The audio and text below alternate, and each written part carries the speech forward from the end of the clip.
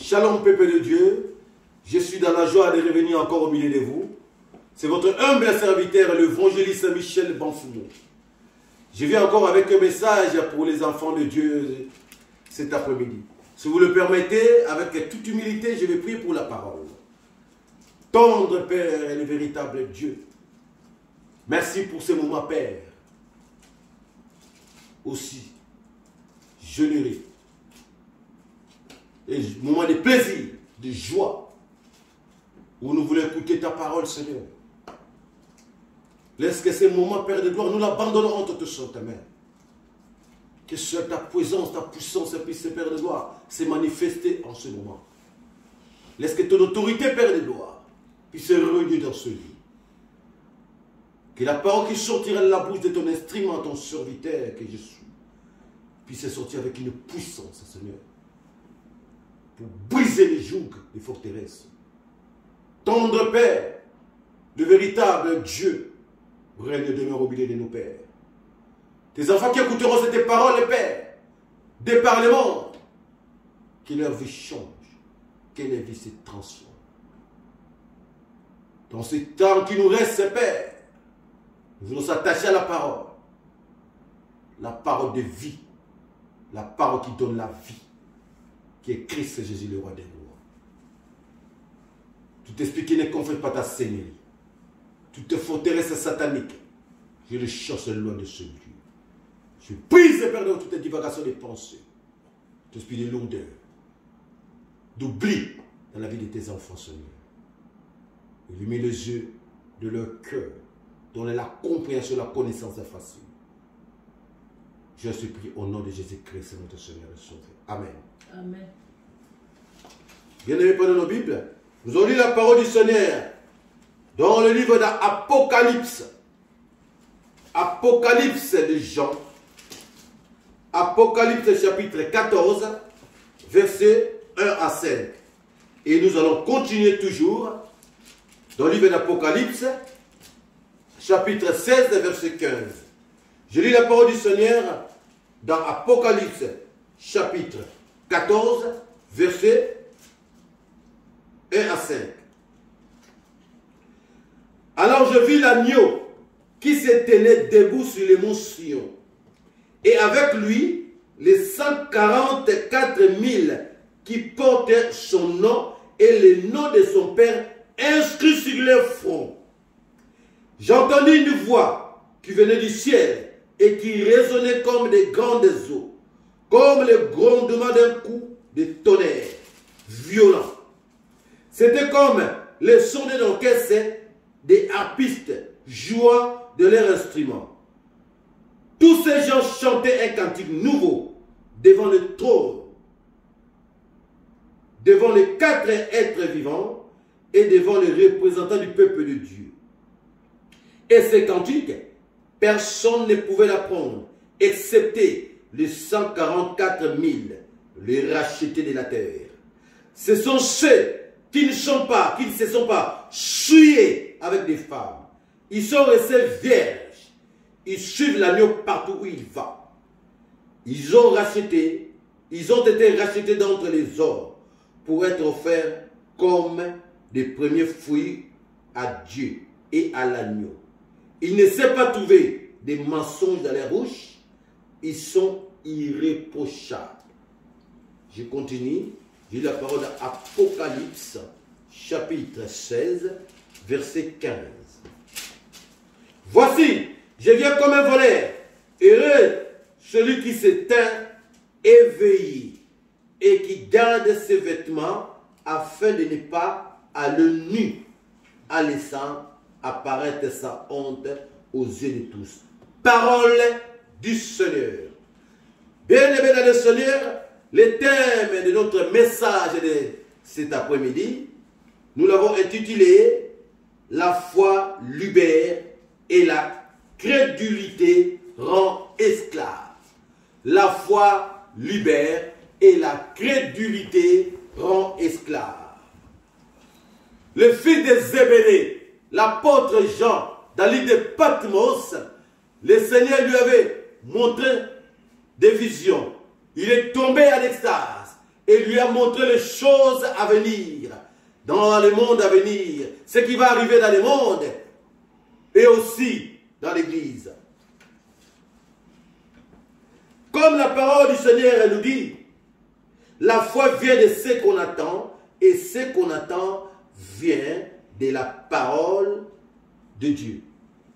Nous sommes dans Romains chapitre 10, verset 17. Et la parole du Seigneur nous dit encore ceci. Sans la foi, il était possible d'être agréable à Dieu. Là, nous sommes dans Hébreux. Nous sommes dans Hébreux chapitre 11, verset 6. La foi qui vient ou qui ne peut venir que de la parole de Dieu est aussi les moyens par lesquels que Dieu peut nous agréer. Les moyens par lesquels on peut plaire à Dieu et trouver ou bénéficier de sa faveur. La crédulité, en revanche, qui est une grande capacité ou facilité de croire, est un vice ou un défaut. Pourquoi? Parce que la crédulité est un mauvais caractère des personnes qui croient facilement à tout.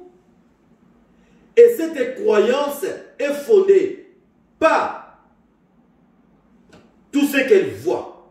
Par tout ce qu'elle voit, c'est-à-dire les choses visibles qui frappent dans les yeux. Les choses qui séduisent. Or, ce n'est pas ce qu'on voit qui donne la foi, mais c'est ce qu'on attend de la part de l'Éternel. La crédulité rend toutes choses ou toutes personnes qui croient aux choses qu'ils voient esclaves aux choses qu'ils voient. Et ces derniers posent sa foi sur ces choses-là. Le Seigneur enseigne à son peuple que la foi ne peut venir que de sa parole qui n'est autre que lui-même. En d'autres termes, cela veut dire que la foi ne peut venir d'autre chose que de Dieu, mais plutôt de lui-même. La foi ne peut venir que de lui-même, qui est le consommateur de notre foi, l'Éternel des armées. Au commencement, avant la chute, la parole nous dit, Dieu a créé l'homme pour le représenter sur la terre et gérer toute sa création, gérer toute la création de l'Éternel des armées. Et l'Éternel avait donné les instructions ou les interdictions à l'homme dans les jardins de ne pas consommer ou manger ou toucher l'arbre de la connaissance du bien et mal, ni manger à ses fruits. L'Éternel, le maître de tout, avait confiance à l'homme.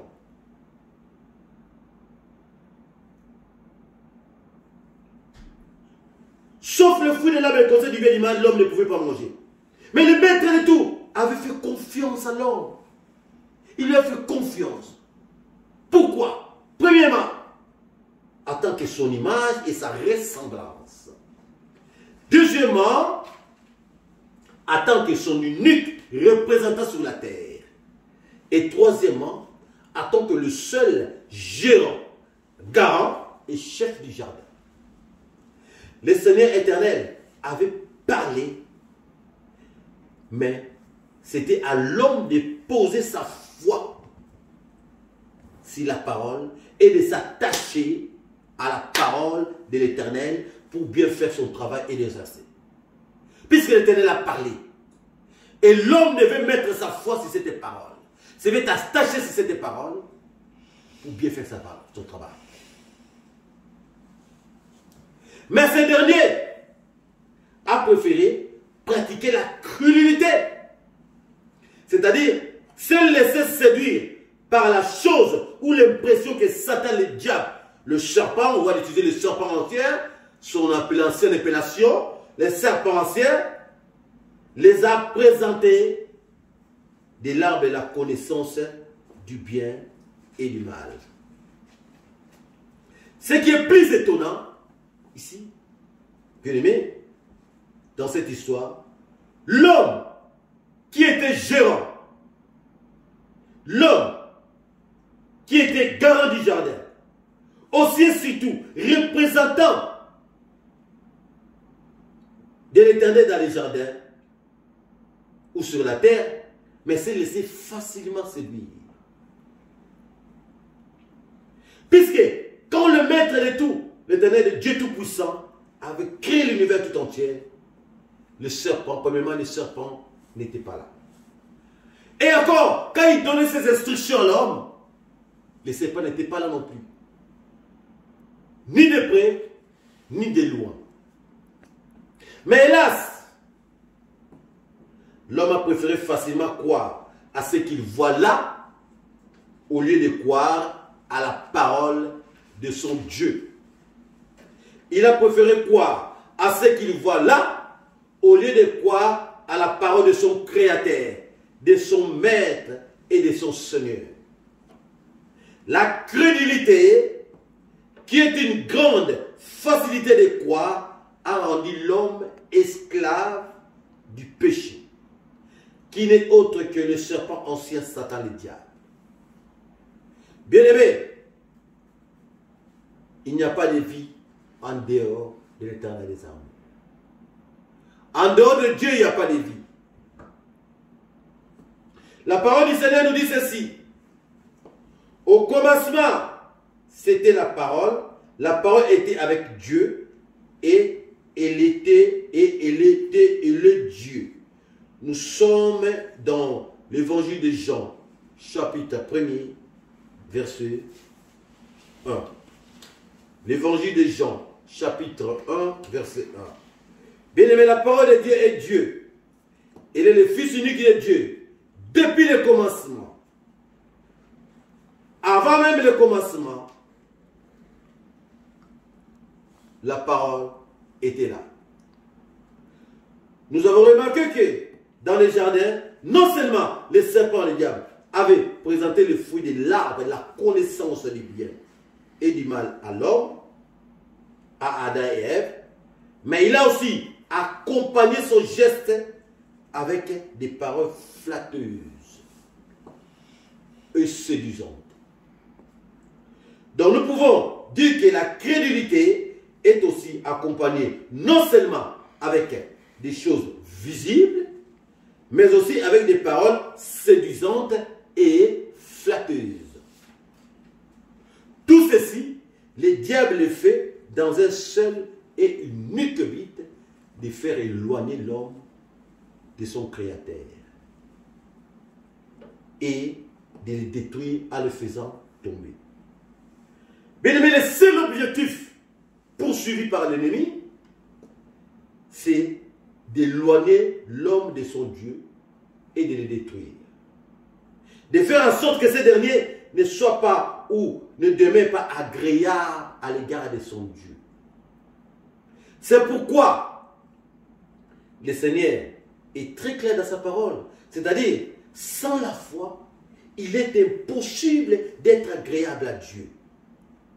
En d'autres termes, cela veut dire que sans la confiance et la croyance en Christ, tu ne peux pas plaire à Dieu. Sans la confiance en Christ ou la croyance en Christ, tu ne peux pas plaire à Dieu. La parole du Seigneur nous dit ceci. Dieu a tant aimé le monde, il a envoyé sa parole faite chair pour sauver le monde. Nous sommes dans Jean, chapitre 3, verset 16. Dieu a tant aimé le monde, il a envoyé son Fils unique, afin que quiconque croit en lui ne périsse point, qu'il ait la vie éternelle. En d'autres termes, Dieu a tant aimé le monde, il a envoyé sa parole faite chair pour sauver le monde. Nous sommes dans l'évangile de Jean, chapitre 3, verset 16. Aussi, toute personne qui va croire à cette parole et la mettra en pratique sera sauvée. Autrefois, l'homme s'est éloigné de la foi de son Créateur à cause des paroles flatteuses et impures.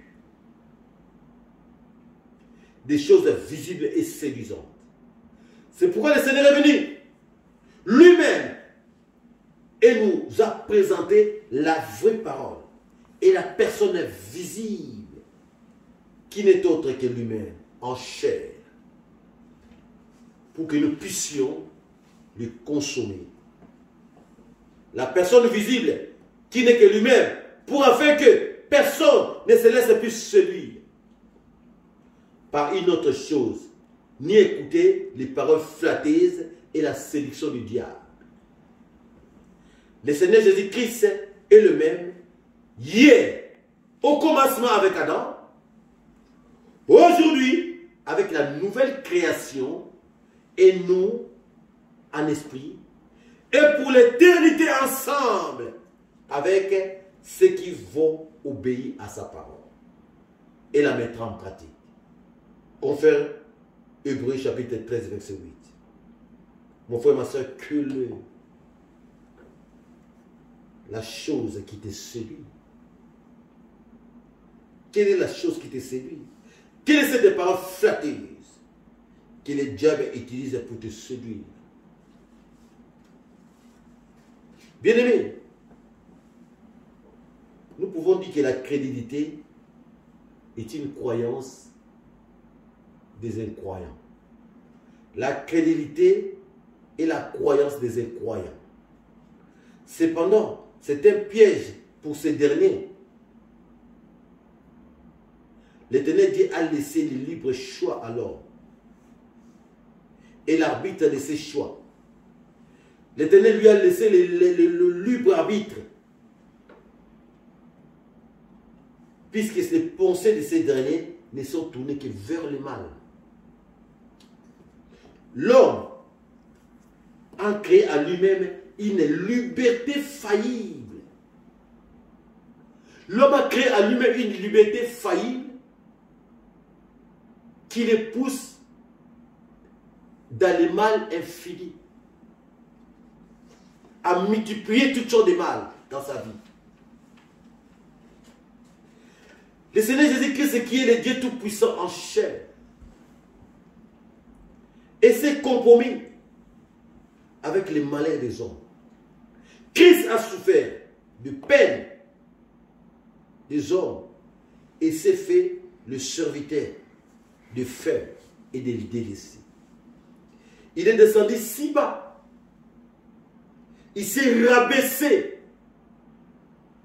pour ramener l'homme à la place qu'il avait perdue. Il est parti chercher l'homme très loin. Là où l'homme était parti. L'homme était descendu. Trop bas. Trop bas sur terre. Et le Seigneur est parti les rechercher dans la déseresse, dans le désert, pour les ramener à cause de son péché. Dans son amour, le Seigneur s'est dépouillé. Dans son amour, le Seigneur a souffert. Dans son amour, le Seigneur s'est offert en offrande pour l'homme, pour que ces derniers soient sauvés. Mon frère, ma soeur, le chemin de Christ, c'est un chemin où il y a la vie. Suivre Christ, c'est une assurance. Suivre le Seigneur Jésus-Christ, c'est une assurance de vie. Bien-aimé, le monde a été corrompu par l'ennemi. Et la crédulité joue dans la vie de beaucoup de gens. Les incroyants vivent dans la crédulité. Ils croient aux choses qu'ils voient. Ils croient aux choses qu'ils ont. Vous allez voir une personne qui te dit, moi je crois à tout. Je crois à l'argent. Je crois aux femmes. Je crois au sexe. Je crois aux biens matériels. Mais il ne croit pas à Dieu. C'est ça la crédulité. C'est-à-dire la croyance des incroyants. Les gens préfèrent croire. Je crois à mes comptes bancaires. Je crois à ma bonne santé. Mais ils ne croient pas à celui qui l'a créé. Le Seigneur avait révélé à l'apôtre Jean, dans l'île de Patmos, que les choses à venir,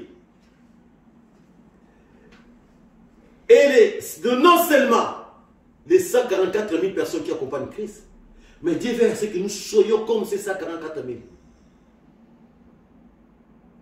qui n'ont pas de paroles impures dans leur bouche, qui n'ont pas de mensonges dans leur bouche, qui ont été demeurés pieux, qui se sont laissés séduire, souiller avec les femmes. Mais aujourd'hui, bon non, se laisse séduire et se suit à cause du péché. La crédulité,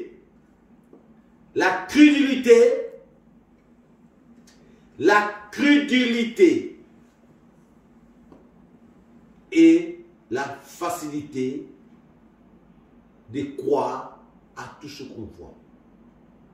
La crédulité, c'est la croyance des incroyants. Le fait de croire à tout. Bon nombre de gens ont mis leur foi dans des choses qu'ils voient. D'autres ont mis leur foi dans leur argent, d'autres ont mis leur foi dans leur santé, d'autres ont mis leur foi dans tout ce qu'ils possèdent. Mais ils ont oublié que le Seigneur est le maître de tout. Tu peux tout avoir aujourd'hui, mais la chose qui est plus importante, bien aimé, c'est le souffle. Le souffle, c'est un trésor que le Seigneur nous a donné, qui dépasse tout. Le souffle de vie. Si aujourd'hui tu n'as pas le souffle, tout ce dont tu possèdes, tu ne vas plus en bénéficier, tu ne vas plus en profiter. Mais le Seigneur, s'il te renouvelle le souffle, s'il renouvelle son souffle dans ta vie, dormir et se réveiller, ce n'est pas une habitude. C'est qu'il t'accorde encore une seconde chance de te repentir et de changer de voie, si tu es dans la mauvaise voie, bien sûr. Car le souffle de vie, c'est ça qui te permet de vivre. Une fois que Dieu retire son souffle, il vient nous prêter chaque matin son souffle. Chaque matin, il nous prête son souffle. La nuit, une fois qu'il vient, il refuse de te retrouver son souffle, tu deviens un cadavre. Bien-aimé, tu deviens un cadavre et on va aller te stocker dans des chambres froides. Tu vas pourrir. Pourquoi? Pour te dire que c'est le souffle de l'Éternel qui te donne la vitamine, qui te permet de vivre. Une fois que le souffle est retiré, ce corps ne peut plus rester longtemps. Il faut qu'on aille le jeter. Il devient une poubelle. Un corps humain, un être humain, sans le souffle, devient une poubelle qui va tout droit à la décharge ou à la déchetterie. Vous savez, le diable, c'est un malin. L'objectif poursuivi par l'ennemi dans ces derniers temps, c'est nous décourager les enfants de Dieu, nous décourager, nous mettre des bâtons dans les roues. Mais nous, comme la parole nous l'a dit, dans Proverbe 16, nous devons garder nos habits, nos robes propres. C'est-à-dire, nous garder de toute suie et toute chose de suie. Car le séducteur ne va pas s'arrêter là. Il continuera davantage à séduire. Mais nous devons rester fermes. Garder notre foi inébranlable pour ne pas se laisser séduire par l'ennemi.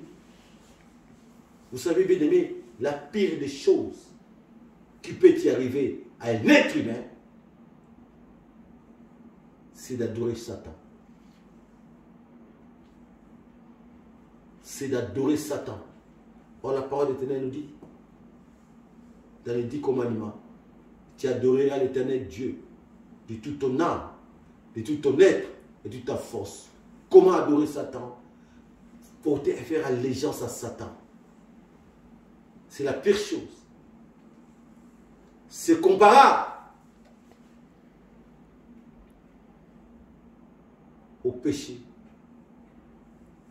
des reniements. personne qui adore Satan, qui prend Satan comme son Dieu, cette personne, c'est comme si tu as réuni Dieu. Et bien aimé, il n'y a pas d'issue pour toi.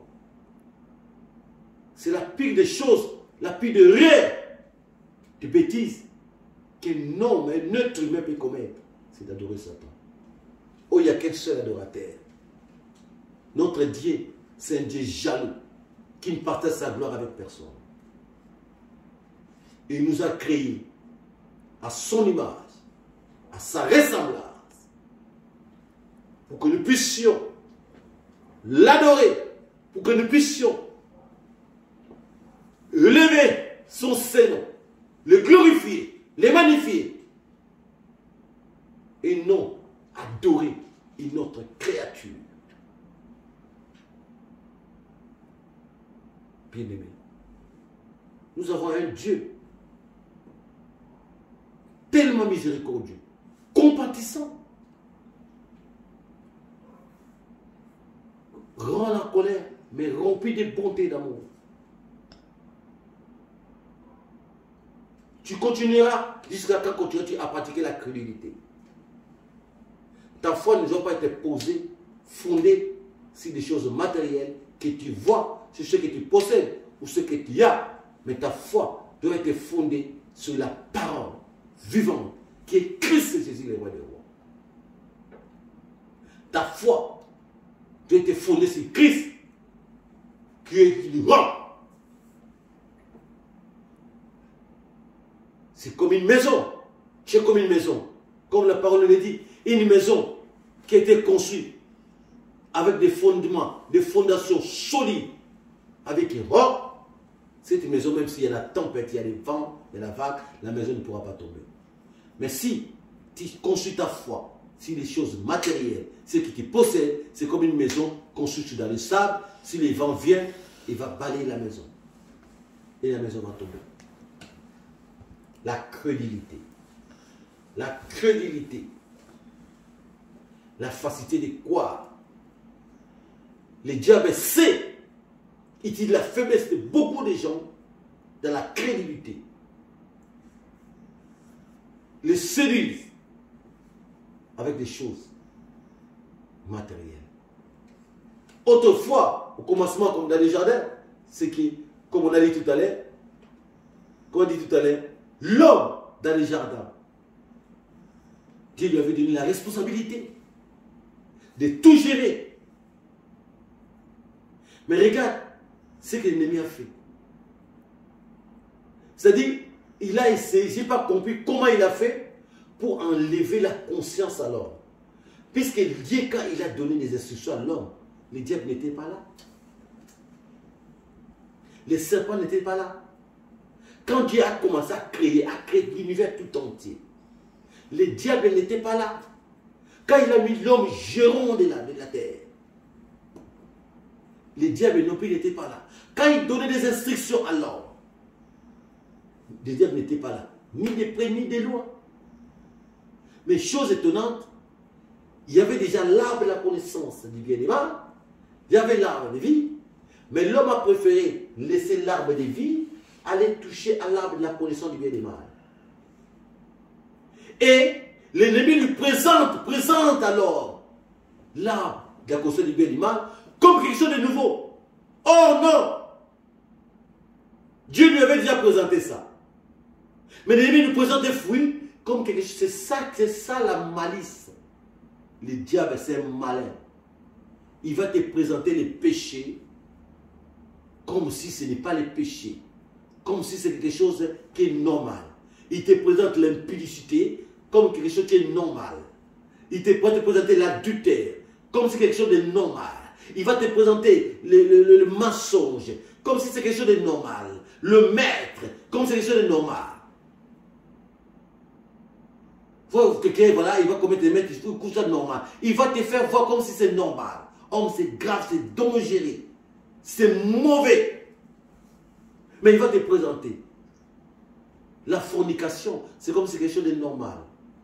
La méchanceté, la haine, la colère, pour lui, c'est-à-dire, il dit pour toi, il veut te faire croire que c'est quelque chose de normal. Il va te les montrer, il te les demande, il te fait comme si c'était normal. Or, ce n'est pas normal. C'est ce qu'il a fait. Les choses, l'arbre qui était déjà là, mais lui, il les présente à Adam comme quelque chose de nouveau. Oh, ce n'est pas nouveau. Et ce qui est malheureux, qui est triste, le diable est séduit dans quelque chose, dans l'arbre, un objet ou un bien qui se trouve dans les jardins où tu es gérant. C'est grave. Le diable vient donner des leçons à l'homme, conseille à l'homme, sur les choses que lui-même il est gérant. C'est des choses qu'il gère depuis toujours. C'est les choses que Dieu lui a laissées pour gérer. Mais Dieu lui présente ça comme quelque chose d'extraordinaire. Regardez les fruits, si vous mangez, au lieu de s'attacher à la parole de Dieu. Bien-aimé, il y a une leçon que nous devons tirer. Si tu t'attaches à la parole de Dieu, tu vivras. Mais si tu t'attaches à une autre parole, tu mourras. Il n'y a pas une autre parole qui peut te sauver. Celle, la parole de Dieu. La parole de Dieu te donnera la vie. La parole de Dieu te sauvera. La parole de Dieu va te restaurer, va te donner la vie, va te sauver. La parole de Dieu va te transformer. Mais la parole de l'ennemi va te détruire. La parole de l'ennemi va te faire reculer. La parole de l'ennemi va te faire échouer et te faire rater le paradis. L'ennemi sait. C'est pour ça qu'il vient avec les paroles séduisantes. Oh, ment, c'est pas grave. Mentir, oh, c'est rien. Vas-y, tu peux mentir une fois. Oh, c'est pas grave. Tu peux tricher une fois. Tu peux voler une fois. C'est pas grave, ça passera. C'est ça les malins. C'est ça les diables. Il vient avec une autre parole. Or, la parole du Seigneur nous dit, au commencement était la parole. La parole était avec Dieu et la parole était Dieu. Et la parole est claire là-dessus. Que la foi, c'est une ferme assurance des choses qu'on espère et une démonstration à celles qu'on ne voit pas. Sans la foi, il est agréable à lui. Sans la foi, il est agréable, il est impossible d'être agréable à Dieu.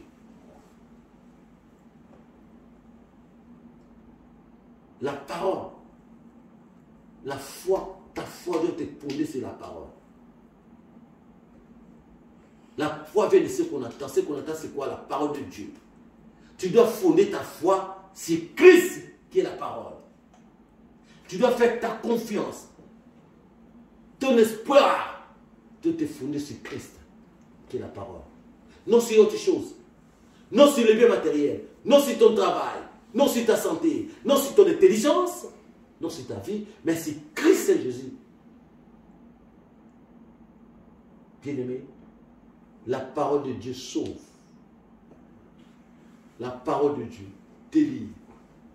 La parole de Dieu restaure. La parole de Dieu transforme. Car Dieu, il est lui-même la parole. Faites chair. Au commencement, Dieu a dit que la lumière soit. La parole de Dieu va ramener la lumière dans ta vie. La terre était informe et vide. La terre était informe et vide. Et Dieu a dit que la lumière soit. Et la lumière fut. La parole de Dieu va donner la forme à ta vie. La parole de Dieu va donner le sens à ta vie.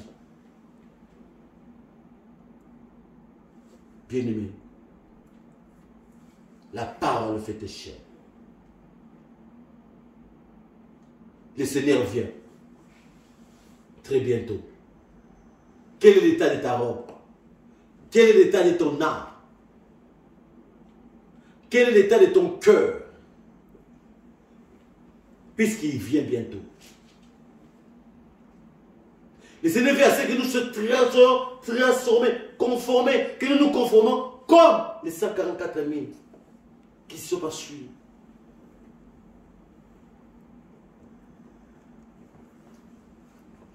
Aujourd'hui, le diable multiplie des stratégies pour séduire les enfants de Dieu. une source d'eau ne peut pas sortir et de l'eau pure et de l'eau sale. Vous allez voir un enfant de Dieu qui se dit enfant de Dieu, né de nouveau, mais quand il commence à insulter, tu ouvres la bouche. Quand il commence à mentir, tu ouvres la bouche. Tu t'étonnes. Tu es une source d'eau. D'où vient le mensonge à toi? Toi qui es une source d'eau. D'où viennent les insultes en toi? Toi qui es source d'eau. Tu passes ta journée à critiquer, à insulter, à calomnier. Bien-aimé,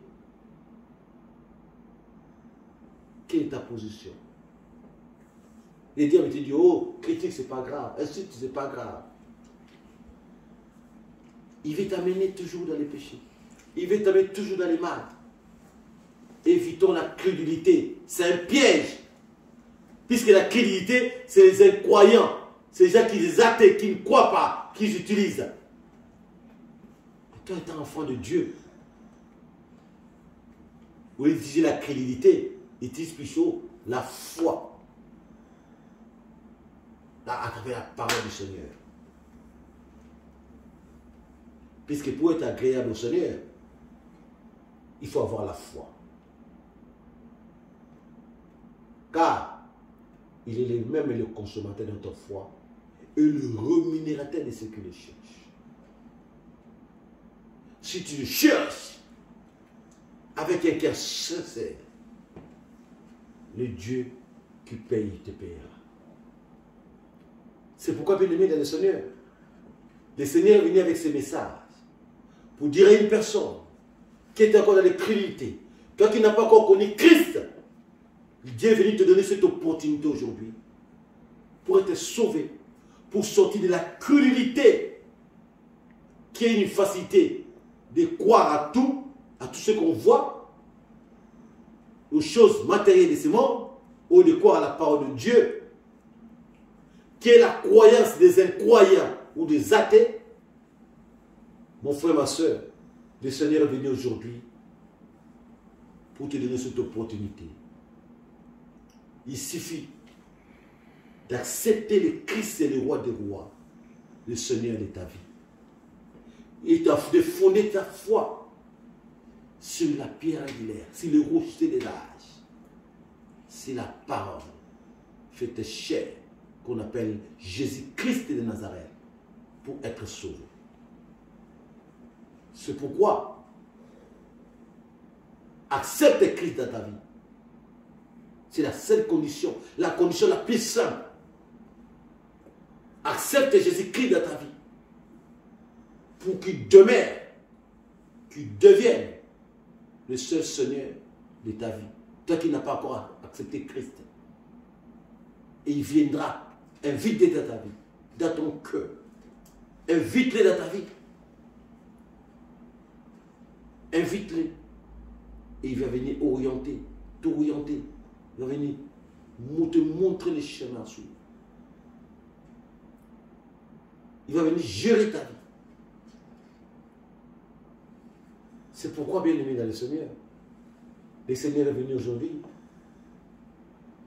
pour apporter ce message à ses enfants,